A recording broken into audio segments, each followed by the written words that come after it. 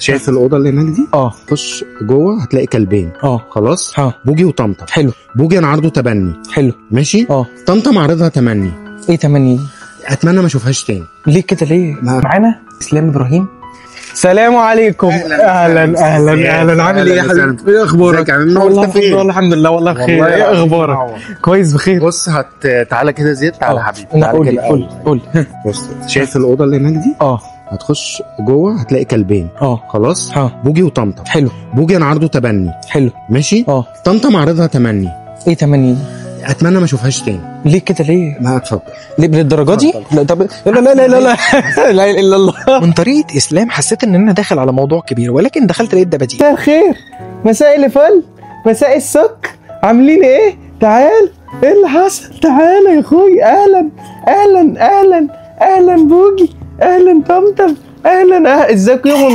مش لازم نكشف على اللوز. وبعد ما سلمت عليهم والصراحه كان دمهم خفيف جدا، طبعا زي ما انتم عارفين ان احنا لازم نخرج الطاقه، واتكلمنا في موضوع تخريج الطاقه ده ان هو بيعمل اجهاد ذهني واجهاد عضلي وكمان ارهاق للفك. وزي ما انتم شايفين كده كانوا قاعدين بيتنططوا ورا اللعبه وبيلعبوا كويس جدا، وما شاء الله عليهم كان الفولو بتاع التوي عليهم كويس جدا. وده بيميز ان احنا نعرف بعد كده ان احنا ننقل المكافاه من تريت ان احنا بنكافئ بالاكل ان احنا نبقى بعد كده بنكافئ باللعبه. عشان كده بعد ما خلصت اللعبه سالت اسلام بقول له ايه رايك؟ انا تعبت منهم هما الاثنين، ياخدها وهو ماشي. وبعد ما طمطم سمعت الكلمتين بتوع اسلام كانت منهاره، فعشان كده كنت بهديها. اعمل ايه فيكي؟ ايه يا اختي؟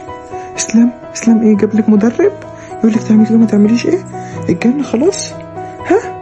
يعني احنا ناكل ونشرب ونعمل بيبي ويعوز مننا نسمع الكلام؟ وبعد ما الحمد لله اقنعتها ان الموضوع في صالحها عشان تفضل قاعده مع بوجي حبيب قلبها واسلام ما يتخلاش عنها، عملت كل الاوردرات، عملت ست وداون وستي وبليس وسمعت الكلام. والموضوع ده انا باهله لها عشان لما اجي اعمل موضوع فكره تحديد المنشاه بتاعه التويلت يبقى الموضوع مظبوط. كمان ان انا عايز اقول لكم ان اسلام اصلا ما شاء الله عامل معاهم مجهود كويس جدا، وهو اصلا اللي كان معلمها موضوع ست. فتعالوا نشوف احنا عملنا ايه مع الكلاب ووصلنا لايه. معانا اسلام ابراهيم الجميل الحلو الطيب الحنين الشاطر اللي انا جيت لقيته اصلا مذاكر، مش كونه لفنان بس، حد والله العظيم انا من الناس اللي بتعامل معاهم على مدى محبتي، بحبه جدا، بتفرج على مشاهده 4-5 مرات. عارف انت لما تقعد تسكرول الفيديو او تسيب الفيديو مثلا لحد ما تنام فتلاقي بتسمع الفويس كذا مره. اتشرفت النهارده حبيبي ومن احلى ايام حياتي اللي انا هفضل فاكرها ان انا قضيته لسه ماكلني فراخ عشان انا ابن حلال واتحب والله. لا ما تقولش للناس انا بعمل معاك ايه بجد والله، دي بتبقى حاجه لربنا. يعني الحمد لله. احنا النهارده اشتغلنا على استاذ بوجي واستاذه طمطم. الكلبين دول عندهم قد ايه؟ 4 شهور دلوقتي. تمام. 4 شهور وشويه. احنا النهارده اشتغلنا مع استاذ بوجي وطمطم، اشتغلنا معاهم الاساسيات بتاعه الرولز وبتاعه الاوردرات عشان هو لسه عندهم مشكله كمان بتاعه التويلت ما كانش خدوا بليس. هي كان نفسي في بليس. خدت بالك من بليس؟ وراحوا مع السرير كده يروحوا على السرير. يا هفضل طول اليوم اقول لهم بليس. الحمد لله.